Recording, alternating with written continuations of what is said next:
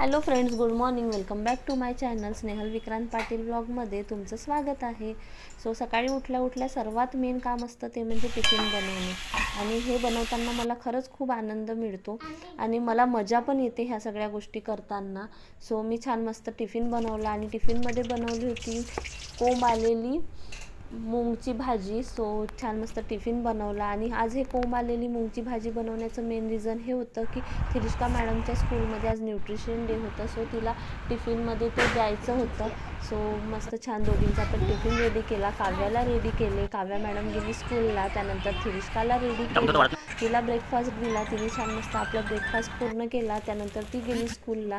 Than me स्वतःसाठी बनवला काकडीचं थालीपीठ. ते पण मी छान मस्त एन्जॉय केलं. थोड्या वेळाने बघते तर काय दारामध्ये इतका छान मस्त झाडं घेऊन आलेलं होतं एक माणूस. त्याच्याकडून मस्त एक गुलाबाचं रोप घेतलं आणि एक दुसरं येल्लो कलरच्या फुलाचं पण झाड घेतलं. त्यांना मस्त मग मी लावून घेतले. वरती नेऊन एका कुंडीमध्ये माती वगैरे टाकून छान मस्त दोन्ही पण झाडं व्यवस्थित लावले. सकाळचा वेळ कसा जातो कळतच नाही. बघता बघता सगळी कामे केली. असा गेला माझा मॉर्निंगचा वेळ.